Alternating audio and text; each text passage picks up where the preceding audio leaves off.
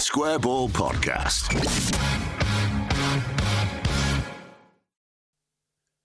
Well, welcome to the show. This is brought to you in association with West Yorkshire Electrical. wyelectrical.co.uk for details. You know what electricians do. They are fully accredited, which is always good news when it comes to employing people around the house, Phil. Didn't seem to matter to Normanton much when I was in your old studio. No. But times have changed. Yeah, the electrics in that were terrifying. We should have got West Yorkshire Electrical in to oversee them and make sure it was all street legal. But thankfully, this is a far more... And the police. Yeah, far more professional setup. West Yorkshire Electrical, they are specialists in renewables, so if you want your solar panels doing, give them a shout. They've also got a team of in-house roofers as well now, which means that it won't get subcontracted out. They can also do separate roofing work. Look them up for details. View from the press box, Phil. We are gathering together now. It's 5 o'clock on the nose on Saturday evening. Leeds lost to Southampton in the final game of the season. What do you want to say about that press conference then? What did you make of that then? Because this is the view from the press box. So tell us how you took it from a press box point of view and what Farke had to say afterwards. Was he defensive? Was he upbeat? What was the general mood? I had a very good view of the fight for the inflatable donut in the first half. Did you see that in the West Stand? No, I heard the cheer. There was like an "Hey!" Yeah, but I didn't. The stewards went for it. The crowd fought for it. The crowd won. I was quite impressed actually with how gamely they fought to make sure that they didn't lose that donut. Step up in class as well from that inflatable doll. Do you remember that going around? I do, doll yes. In 2015. Looked quite shocked. Happy memories. Farke, I would have said that the tone of his press conference on Thursday told you that he didn't expect to get anything. I don't mean didn't expect to win the game today or to get anything from the game, but he did not expect to get anything from this weekend. Yeah. He felt like it was most likely over. I think deep down knew that it definitely was. Before we sort of get into Leeds specifically, I would say that the prospect of any sort of final day shenanigans at the top were completely blown before a ball was kicked, because that team that Huddersfield played at Ipswich was an absolutely classic, this club's been relegated and about to get cleared out lineup, and was never going to get anything down there. Was certainly never going to beat Ipswich. It was the ideal game for them on the last day.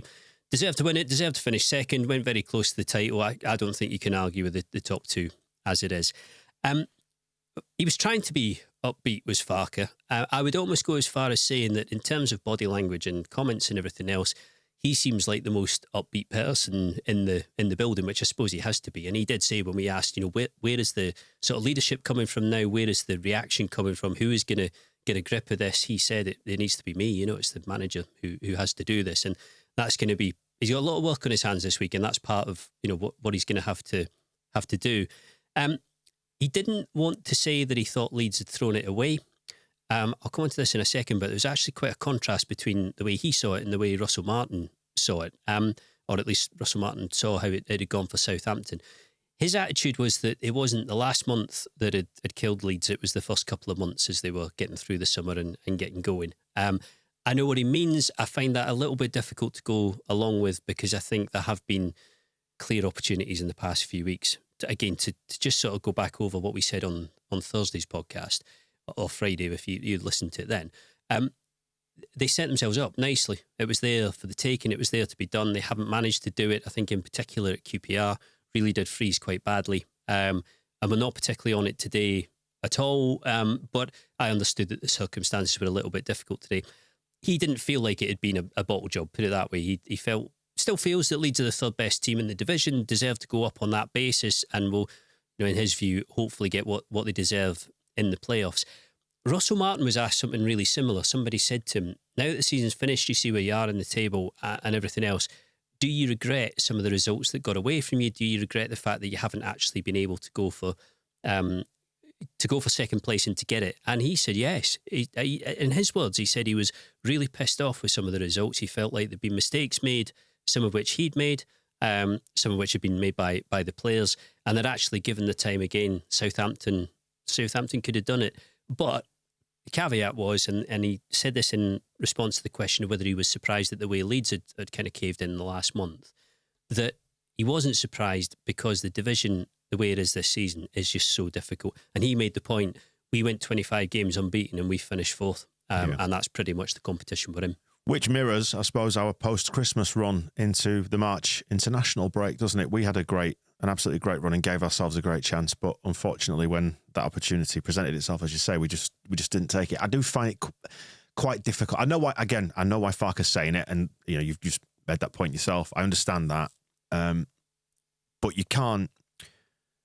I don't know. You can't divorce the overall outcome of the season from what's happened in the last month. The critical moment, because it is, as you've been saying in recent weeks. It's about performing when it matters. When it matters most. When it matters most. And the point about those early season defeats is, and he told us, by September we'll be in better shape. We'll be in better shape, and we were in better shape, and we had a far better run from that point onwards. But the stakes are so much lower when you drop points in the early part of the season, aren't they? So context is everything for me in that. So it doesn't quite stand up to scrutiny fully for me, but equally I do understand where he's coming from with that and why. I suppose he's trying to just pour a bit of oil on stormy waters as well, isn't he? He is almost admitting to some of that, though, because if you listen to what he says carefully, every now and again he will dip into comments saying we lack a bit of experience. He will sort of concede that confidence has taken a hit, that they haven't played as well this side of the international break as they were prior to it, that something has gone off a little bit. I mean, he was trying to defend the performance today, particularly the issues in midfield, which just seemed to be chronic from the start, on the basis that he'd asked the players to be almost kind of not uber ambitious, but he'd asked them to take risks and to gamble with their positioning because there was no point in drawing the game. They needed to win it and then hope for the best at Ipswich. It didn't actually feel to me like an uber ambitious performance to the naked eye. It didn't look like that. And I did think it was a big concern to see Southampton sort of riding coaching horses through that midfield over and over again. I mean, by the time Jack Stevens did it in the second half, got past Kamara, you felt as if you'd seen that on multiple occasions and too many. And I do think if you're looking at the bigger picture over the past, say, 6-7 games, it feels as if you've started to see Leeds getting hurt in positions and areas where they weren't being hurt previously. And that defensively, they have started to look like they're a little bit easier to exploit than they were. The marking was shambolic today at times. Well, I would... Players, we had 4 players around at one point. I think it was their first goal. I couldn't quite remember which one it was on the match ball, but it was their first goal. We had 4 players there, so it's not about risky positions on the field, is it? They were there. They just didn't tighten up quick enough or track runners or get close enough to people. If you look when Armstrong scores with that half volley, there are about 4 other Southampton players behind him who are unmarked. So it's not as if the ball's going to drop to all of them. But if Armstrong doesn't do anything with it, if he swings and misses or if it comes off him or deflects or whatever, there's a high likelihood that it's going to run to somebody else who's going to have Millie to beat and, an easy finish in front of them. And likewise with the second goal, Walker-Peters chases it, Firpo doesn't chase it properly, then gets completely skinned. Nobody tracks Smallbone. There was a lot I felt in that performance today that needs fixed and needs remedied before the playoff semi-finals. And it's not to say that Farke can't do it, because Leeds have been much better with those things, previously in the season than they are at the moment. But they've definitely hit the black ice a bit. And I don't think in either the QPR game or the game today, you saw a team who looked as if, I was just writing this just now, saying a team who look like they've been pipped just, but they know they're okay and they know that they'll regroup and they'll crack on and come again. And I thought you saw that in the reaction of the crowd. Did you stay behind afterwards? Yeah, I stayed till the very bitter end, yeah. So the crowd dwindled as it was bound to at that point. Stadium was probably a third full, I would say, by the time they started doing the walk around the pitch, because it was the last game. Hard to quantify, but a lot of people had gone. Reasonable number had stayed. And what you were sort of expecting was that there'd be a kind of gentle applause for them as they went round. But actually what you got was the crowd trying to wind them up, in a positive way. And I think there were 2 aspects to that. One was that I do think people genuinely wanted to show a bit of appreciation for the fact that they have performed really well for most of the season. But it also felt like a bit of a rocket up the arse, of saying, this isn't actually done yet. Wakey-wakey, the playoffs are coming. And what we've seen today has been a bit flat and asleep. Like everybody needs to redouble their efforts, get it together, because this is, Carrow Road away is a tough first leg of the semi-finals. I think Farke knows that. So they're going to have to be on it. They're not going to get away with a performance like that. Today, I think, to be fair to Farke, the way he sets them up, and he said this himself, or implied this himself, that he'll purposely try to make them tighter at Carrow Road. But they won't get away with that today. They won't get away with the performance that they had at QPR. And goals like those conceded today will absolutely kill them if they concede like that in the playoffs. Yeah, absolutely. No, I agree. And I suppose you can fall back on the example of the Middlesbrough game recently when it comes to playing Norwich, because Norwich will be more possession-based, won't they? Yeah. And Leeds will probably sit deeper and try and hit them on the break, which is what they did so effectively in the second half in the league game. But but conceded the ball to Middlesbrough, didn't they, a couple of weeks back, and let Middlesbrough come onto them, which gives us the space to play in. Because the style of football, like, that's one of the things that's been picked apart a bit, fairly or unfairly, this season. Everyone will have their own opinion about that. And those comments about the slightly more risky football today, the bone I would pick with that is, I understand it in the context of today. Why didn't we try that against Blackburn when the opportunity was there? Why don't we go out to try and smother teams at times? So it's all fine and well, taking risks on the final day, which feels like a little bit of a Hail Mary. But is that kind of a manifestation in itself of Farke's risk-averse approach over the course of the season? But going forward, isn't it too late now doing it on the final day? Going forward, did you really see any difference in Leeds today? Any sort of vast difference to the way they were structured? The difference I saw was that every time Southampton attacked and came up with the ball, particularly in the centre of midfield, there didn't seem to be anybody there. Neither Gruev nor Kamara seemed to know how to reliably put themselves in a position where if the ball was turned over or Southampton came forward, they were able to intervene. I didn't think as an attacking force or an attacking unit, it was unlike anything we'd seen from Farke before. It looked quite like Leeds, particularly in the second half when they finally put a little bit of pressure on for a while. And it didn't feel like kind of all-out gung-ho attacking either. I know that's what he said, but I wasn't feeling that vibe in the stadium. No, I would tend to agree with you. It wasn't wave after wave after wave trying to swamp them, was it? It wasn't like you were suddenly throwing two up front and starting with three at the back and trying to bomb on in every respect. It was the team. And okay, without any doubt, Gruev and Kamara were straying more than you'd expect them to, but not in a way that was kind of laying it on thick for Southampton. I thought it was quite an easy day for Southampton. Yeah, do you agree that this has perhaps happened a little bit across the course of the season? And it almost seems a little bit churlish to try and pick apart the football that's achieved 90 points and got 27 wins on the board. It's not churlish because it hasn't quite been enough, has it? It needs to work now if they're gonna go up. So you do have to sort of reasonably and fairly look at what isn't working. They've done really well to get themselves to this point, and to 90 points. But if they are going to go up, they're going to have to turn in three really strong performances from here. And that hasn't been the story of the last month. Oh, one strong performance and two flukes will do me. But three flukes. Won't be particularly enjoyable. But no, I'm just thinking that there are times when I find, some of our attacking play, and again, we've scored so many goals and we've not conceded many, and yet it feels like we're complaining about the football. Like I say, it's just come short in some areas, hasn't it? But I was just going to say, Phil, and please respond to this, is that sometimes it just doesn't quite click. It doesn't quite work.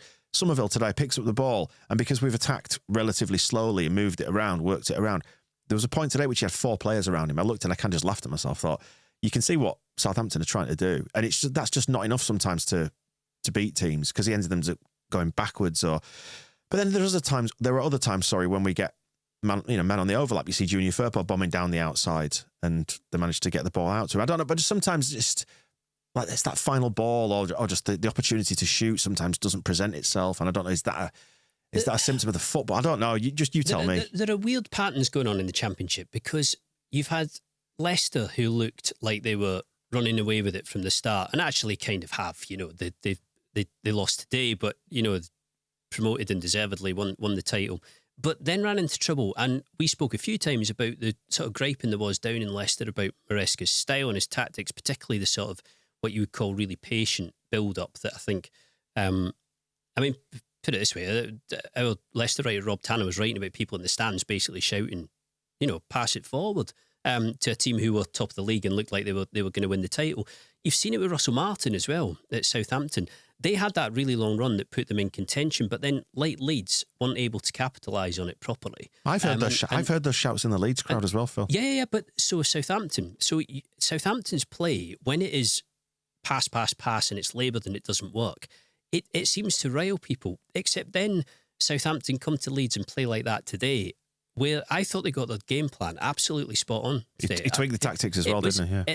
So suddenly, in the press conference afterwards, you've got people asking him about really strong performance, really good performance, really encouraging performance. Whereas if you dip into press conferences over the past month or, past couple of months, you'll find occasions where Martin is basically talking about, why it hasn't worked, or a crowd who are dissatisfied about getting absolutely routed away at Leicester. And in a funny sort of way, the outlier in all this, Ipswich, are over here, no infighting, no real... And this has to be a product of the fact that nobody really saw this coming at Ipswich, or 100% expected that they were going to go up automatically. But they've just been a sort of stable and calm ship all the way through. But what do the other three have in common, though? 100%. Yeah. So it's the need to get back to the Premier League because financial Armageddon awaits otherwise. Yeah. So it's the juxtaposition, isn't it, of Ipswich being a side who don't have the resources or the budget of the other three clubs, and on that basis, all things being equal, shouldn't have gone up automatically. But on the flip side, they don't have the kind of intense and horrible pressure of teams who've come down and have the kind of hangover of frustration from seasons that have gone badly wrong, or projects that have gone badly wrong, transfers that haven't worked, investment that just has not paid off, and that is Leeds, and then become kind of desperate to get out again, and it does manifest itself in people feeling really tense. I described it on the match ball that we recorded just a little bit earlier on as they've taken the season and basically succeeded by being fearless. They've been throwing people forward and tried to outscore opponents, which again, it's hard not to have a little romantic part of your brain think back to you know who. When Leeds did that, and that's perhaps a source of frustration, seeing the contrasting styles. But there were frustrations back then under Bielsa. People saying there are times when we need to be a little bit more conservative and preserve what we've got, and then we do that. And I don't know, it's just some sort of Goldilocks thing we're after, isn't it? I suppose. The thing about Ipswich is that if they finished in the playoffs and lost, I don't think you would reasonably predict that they would do this again next season. I don't think you'd reasonably predict that McKenna would be there for that much longer, because he is falling into that category of coach now who other clubs are going to try and poach. I mean, it goes without saying. I would assume that he'll stick with Ipswich for now, but somebody's going to have a go at him if this carries on, because welcome to the Premier League, lads. He does look very, very good. Yeah, no, he doesn't, and he's done just you can hardly pick fault with the job he's done there at all. It's just been kind of perfect for the resources that he's actually had. So what they've done is not only set up this ridiculously good chance for themselves and a bit unforeseen, but they've taken it. And so often you don't take these chances and you rue them, for a long, long time, a little bit like Leeds in the playoffs in 2006, a bit of a, fairly major sliding doors moment, or feels like it looking back. But for Ipswich, it was there. And just think, we had the chance to fold the club in 2007, didn't it? And we didn't take it. It was there, wasn't it? Just liquidate us. But you see, Leicester go up now, and I'm kidding. I love it, really. Yeah, of course you do. The PSR issue is going to kick in with them at some point, so it's possible that Leicester get hit with a points deduction or some sort of penalty, that handicaps them from the off. So what you might find at the beginning of next season is that actually Ipswich are remarkably better placed than Leicester, certainly from a points perspective, to have a go. I think it would be incredibly difficult for Ipswich to stay up. But they have basically put this on a plate for themselves, and they've devoured it, haven't they? Yeah. And they deserve it. No, not completely. Yeah. One of the things we said on the match ball was, it's like, congratulations, you cannot fault what they've done, given the relative resources we've got compared to them. Yeah, you can't dig into them on the basis of PSR, as far as I'm aware. You can't dig into them on the basis of, the players they've got. I mean, Farke, and I thought this was quite an ambitious line to spin, but he was talking about them having Sam Morsey, experienced 32-year-old, this, that and the other. Morsey spent most of his career in the lower two leagues, or a lot of his career in the lower two leagues. I don't think that's a particularly big own, saying they've got him, we don't. It's just that McKenna has managed to make him into such a massively integral part of their team. And I think Farke does need to be a little bit careful there, because he has, on the one hand, been keen to stress that he is the manager and therefore has more involvement and a say over recruitment. And this squad has been cast in his image. And I know that it wasn't an ideal start, and the loan scenario was difficult. They brought in, Pirro, Kamara came in relatively late, didn't they? Once they know what was going on. it's it still has been cast in his image. It's up a really to good point. squad. It's a really good squad. He did say, and this was he said this Thursday after we'd recorded the podcast. His argument was that he didn't want to sign players who were necessarily sure things or absolute bankers for this season to get you promoted if they were of no value beyond that going up. He sort of said that I wanted to try and bring players here who would be assets for us in the Premier League, who would be useful for us, who we could kind of build on, and I guess in theory we could use to give us a better chance of not regressing in the way that we did last time and getting relegated again. And there definitely is an argument to say that that's a good thing and a good idea. But of course, the thing that has to fall into place with that is that at some point you get promoted regardless. And I guess the key difference, though, is between us and Ipswich is Ipswich have a squad full of players who know what it feels like to get into a promotion battle because they were there 12 months ago and they've just done successive ones. To their immense credit. So there's no fear going into a run-in like that, is there? Whereas, how many of our players have been in that situation before? I feel a little bit as well, like looking through Ipswich's results, a lot of the games where they've shed points or haven't played particularly well have been really difficult fixtures. It feels as if the points have been spilt for them in games where there was quite a high likelihood of that happening, as opposed to, them. And I'm not saying this hasn't happened at all, but, Blackburn turning up and winning in the way that they did, and then Leeds getting completely rinsed down at QPR.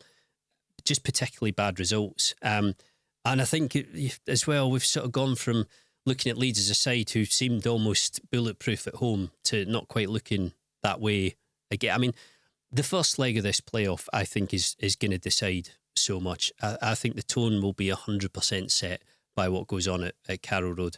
And I think at the moment, Farke's first thought is going to have to be to make sure that they're not as open and as vulnerable as they were at Loftus Road or today, because that will go badly if they are. Yeah, a two-legged affair as it is does lend itself to a more conservative approach, doesn't it, in that first leg, and see if you can frustrate that home crowd, I suppose. Yeah, I think that'll be the way to do it.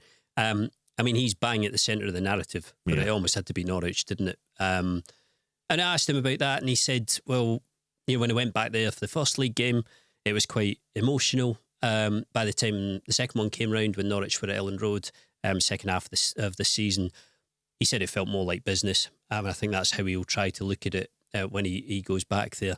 But it's difficult to get away from that. The fact that it is him back there, there's so much riding on it for Leeds. A lot riding on it for Norwich as well. But I remember tweeting, I think it was after Norwich beat Ipswich in the derby over there, saying they're going to be a threat if they make the playoffs, because they've actually started to play really well this side of Christmas and this side of New Year, and they look like a threat. I mean, interesting question. Would you rather have had Norwich or West Brom? Because it could have gone either way today. I don't know the honest answer to that. I don't.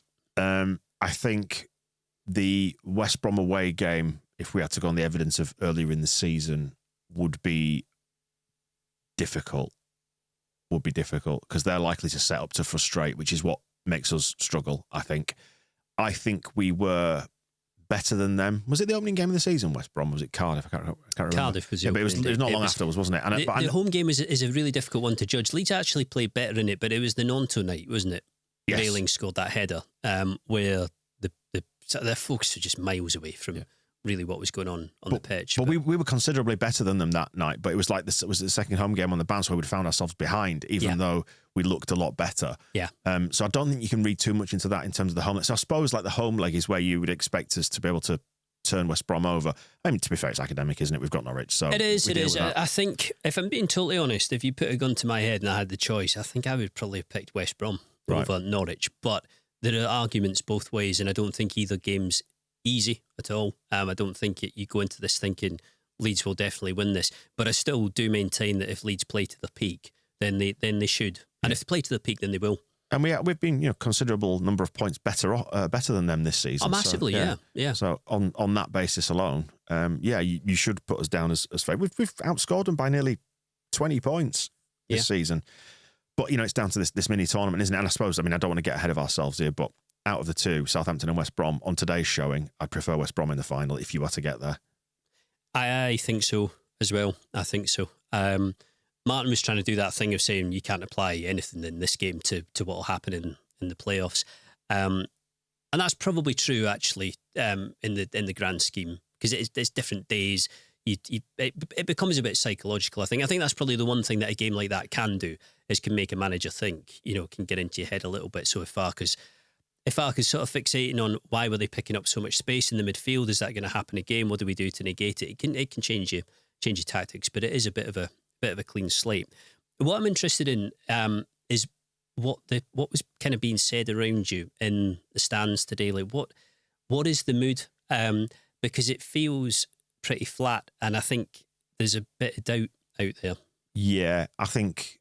Yeah, I described it the other week when we lost to Blackburn as like the air going out of Elland Road. You could just hear it. It just went off into the stratosphere. That was really, really evident when Schmodek scored. Yeah. Yeah. No expectation of a fight back from that point. Yeah, and I think there was almost a bit of an extension of that today. If I had to describe it in a word, I'd probably say resignation. I think nobody went into that in that stadium. Nobody went into it expecting it to turn our way. There were people hoping and people checking the results, and I saw a couple of people incredibly managing to watch Sky Go with the Ipswich Huddersfield game on. I don't think anybody realistically expected us to do it. There was a little bit of what if, imagine, but really we knew, I think, that the die was pretty much cast at this point. It was Huddersfield's team that made you think, I expected Huddersfield to get something from them anyway, but you just thought there's no chance. So I think, that probably coloured everything today to a certain extent. But I don't... Leeds fans go into playoffs not expecting to win them because we've lost in everyone so far. And I've been there for every single bloody one of them. Yeah. And they've all been pretty grim. But I was saying on the show leading into all this, like, I hope the squad and I hope the fans as a whole can, I don't know, dig deep, and I hope there's enough in that return leg after the first leg for us to think we've got a shot at this, just to restore that belief. And because and you saw it today actually at full time, what you were describing earlier on, Phil, when the ground had emptied and people were staying, and I took that kind of that roar as in come on, as in not so much a rocket up the arse as you described it. I hadn't really thought about it like that, but maybe it was. But I took it as just as an encouragement, as in we've still got this. We're still with you. But I think the reason. So whether or not rocket up the arse is a good way of describing it, I think the reason it was like that was because people were looking at the players and wanting to say to them, what you say, we've still got this. This could still happen. It was almost as if saying to the players, you need to remember this, because your body language at the moment, in the game, but then at full time as well, doesn't necessarily make it look like all of you are there saying, well, it's fine. We're okay here. We've been beaten by Ipswich for a really good season, but we'll manage the playoffs. It'll be okay. I think there is that concern about, has it gone flat? Has it gone a little bit stale and cold? And can they be motivated in the way that they need to be? That's how it felt to me. Like people saying to them, wakey-wakey. I was saying on the shows like this week in the lead into this game that I feel like the spacing of the playoffs now, because we've got a week now to forget, I suppose, and we'll go through that cycle of disappointment now. Mm-hmm. You pulled a face then for the benefit of anybody on the audio version. We'll go through that cycle of, all right, the disappointment's there. We'll go through a period of acceptance, and then it'll come round to heading into next weekend, and the expectation, the hope will start to kick in again. And again, if you come out of that first leg unscathed enough, or with something to go after properly in the second leg, it'll reset it. And Elland Road always turns up for the players under circumstances like this. And this is when I was sort of saying, I jokingly tweeted out about us qualifying for the playoffs. I think it was when Ipswich won at Coventry through the week. So it's the playoffs then, barring a miracle. But the team we have to worry most about of the four is Leeds United. And probably, yeah. So the crowd will turn up. I think we can, all bets are off where that's concerned. The atmosphere a week on Thursday it'll start off hugely supportive as long as there's something to go after, and they will drive those players on, and you'll hear that roar, that come on Leeds. Yeah, absolutely. The Elland Road's good at whether the players have got it within them to reset and harness that rather than be scared by it. That's the challenge, isn't it? But they've got to play better than this, and I think that's where we're at the moment. Like, people around here hate the playoffs, genuinely hate the playoffs, and I totally get that. I'm not, I'm a fan of the concept of the playoffs, but Leeds in the playoffs has never been any fun at all. It's never ended in a fun way. Certainly not when I've covered it. That house and goal was all right. Like Carlisle, that was a nice moment. It was great, but then I thought I was going to fucking die. It was fantastic. In the but we know what happened afterwards. Yeah, in the same way as that Becchio goal was fantastic, but they're like isolated moments in the bigger picture that was not great and didn't end well. But I don't actually think that's what this is about at the moment. It's what it's about is a team who have definitely waned over the past 3 or 4 weeks. Have gone from looking so self-assured and so reliable, like clockwork, really, of just win after win after win. I still, when I look back, still really impressed with the way they kind of motored through those games. Bristol City, Swansea, Plymouth. It's just like getting it done. That's when they felt like they'd hit their groove, and like they were heading for it. And I think people reasonably felt that they were, and I felt no different, and I understand why. But as I say, you're now seeing Leeds getting hurt defensively in a way that they weren't previously. You're seeing, I think, form looking a bit more bottled up individually than actually flying. Nobody particularly playing that well at the moment. So there are kind of technical and tactical things that are going to have to improve, irrespective of what the crowd do. The crowd will definitely be there. But if you have a performance like Loftus Road, for example, if you have a performance a bit like that one today, the crowd ain't going to make any difference because there's only so much the crowd can do. And in the end, to get through the playoffs, you've got to play well. And this is where you hope that the young squad can just rediscover that sort of fearlessness and say the willingness to treat it as an opportunity rather than something to be dreaded. And I think that is where the crowd is at. It's underpinned by that existential terror of, we've seen this movie before, we know how this one ends, but it doesn't have to. It doesn't forever have to be like that. And that is what I was getting at actually in the shows last week, talking about needing to sort of shed the Leeds United skin in order to move forward. We need to stop we need to stop thinking like Leeds United in order to make Leeds United better. Leeds are never going to shed the Leeds United skin. But we I don't think we have to at some point. We have to, if we're ever going to move forward. If we're going to cement ourselves, for example, in the Premier League, if we get there, let's get there first. But you may be right, actually. We just need to, because we've been sort of broadly sensible, like in the transfer market this time. That all makes sense, and it's less these moonshot things, and it's still not been enough. So people go, well, that's just what Leeds do. But we need to just keep treading this path of not being scared of our own shadow, I think. I don't know. And to be fair to the 49ers as well, I don't think they're the type, certainly to go by the evidence of what they've done here so far, but also the way they run the 49ers over in the NFL. They're not the sort to act on a whim or to just abandon ideas or plans, overnight. It's not their style. They very much stick to a programme.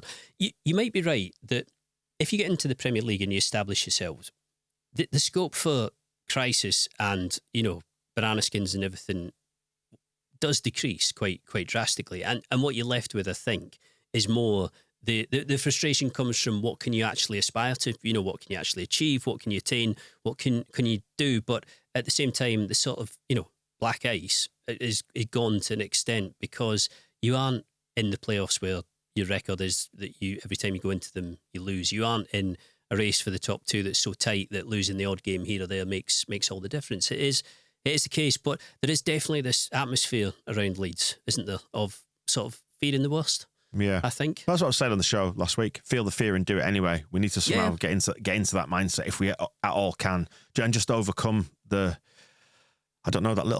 voice in your head that says it's Leeds. We'll never do this. We choke. And I'll say this: if they go up through the playoffs, for the players individually and for Farker and as a collective group, it'll be a tremendous body of work to have got promoted this season. Because I don't go along with the idea that they should have done. I think I go along with the idea that they should have put themselves in contention for it, which they have. But a lot of this does come down to really fine margins and rolls of the dice. But I know for a fact that managers who see themselves as top managers like to be seen to do it when the chips are 100% down. That's when they want to be seen as the people who really make it happen. Maresca, for example, at Leicester, your old friend, would not have in any way wanted to have been a coach who got 93 points and finished in the playoffs and got beat in the playoffs. Maresca wanted to get promoted and win the title so that he can say and have on his CV, I won the championship title in my first season with Leicester. Aren't I great? What do you think of the reaction to this and I suppose it's catastrophizing and seeing the worst in it all, isn't it? And that tendency to revert to the negative because, looking through comments, people suggesting that we're weak at the back, the team doesn't work hard enough, they've run out of ideas, there's no plan B, Farker is a hirsute fraud, whatever it might be. Kill everybody. Yeah, tear it all down. Is it that binary? What do you think of the reaction? I think there's criticism to be levelled, which we kind of have, about the past month and some of what's gone on. I know over the course of the season there has been a lot of discussion about, are Leeds aggressive enough? Are they ambitious enough in the way that they play? But I do find it difficult to argue with the way in which the process has delivered results, which is the name of the game ultimately. I also think you have to be realistic in accepting that there's a ceiling for the type of coach that you can get in the Championship. And I think Leeds have got pretty much as good as you can expect to get. I'm not saying there aren't better coaches than Farke. I think you potentially see him one at Ipswich and McKenna. It's very difficult to pick holes in anything that he's done. But, if you remember last summer, the 49ers were really big on Graham Potter, but couldn't really get Potter into a position where he was prepared to seriously discuss, the job with them. And part of the reason for that was he'd just come out of Chelsea. He'd had a bad time there, but he'd done really well at Brighton. So his stock was high and he saw himself as a Premier League coach. And there is absolutely no point in saying we should have made him an offer he couldn't refuse. We should have done X, Y, and Z, because it's just not how it works. Some coaches you just can't get. And I totally understand why they went for Farke, why they did go for him in the end. I think as a whole, it's worked. It has clicked and it has paid off. But yes, there are things about the team that are not working at the moment. And this is where you earn your money. And this is where, when people come to look at the bigger picture at the end of the season, they'll either say, well, when it came to it, they got over the line in the playoffs, or when it came to it, they didn't. But is that the way and the time to judge then, do you think? I think it probably is, don't you? Mm. I mean, if you were to go around slaughtering everybody now, and then to be told if you left it alone they'd have won at Wembley, you think, well, that wasn't very, very bright, was it? And more to the point, at this point, the die's cast, isn't it? So but you are asking fans to be not reactionary. No, I'm not asking them to do anything. But that's what it would have to be. Yeah. I think I would say at the moment I can see things that have to improve and that are going to fall to Farke to improve. That is what he's in this stage of the season anyway. This period of it, that's what he's going to be judged on. But I wouldn't go so far as saying that it's blown. I don't think it is. But I'm more convinced than ever that the first leg of this semi-final is going to be critical. Well, we'll return and preview that then in the run-up to it towards the back end of the week. Although it'll be interesting to see if the mood shifts between now and then, as I was sort of suggesting before. Do we get onto the cycle of hope a little bit? I think it will, because it always does. In the same way as there will have been people today who at kick-off were thinking, the atmosphere was good actually when the team came out, and you did the thing, you messaged me and said that, and you thought, well, at least that's there. It's a kind of good start. Although I can't in any way pretend that the general vibe this morning on Twitter or in the ground was, it could happen, Most people were kind of saying, it won't. But yeah, you'll find by the end of next week, people will be saying to themselves, they'll be falling back into that kind of acceptable and natural position of thinking, we actually played well a lot this season. And when we play well, we're a good team. When Somerville plays well, he's one of the best players in the division. When Ampadu does, likewise, there's a lot that's good about this team. There's just not that much at this precise moment that looks that good, if you know what I mean. Yeah, so when it comes to the first leg, we know that all we need to do is go away and win the first leg, and then it's just home and hosed in the second one, don't we, Phil? That's all right, they've already blown that record, so it doesn't matter anymore. Yeah, long game. That was the long-term rope-a-dope, wasn't it, that one? That's it. And at least they don't go down as the first club to get beyond 90 points and not go up automatically. Right. Saving grace. We will wrap it up there, and we will have a chat later in the week, and we will see how everything looks then, shall we? Injuries and all that. Thanks for joining us on this one. We'll see you soon. The Square Ball Podcast.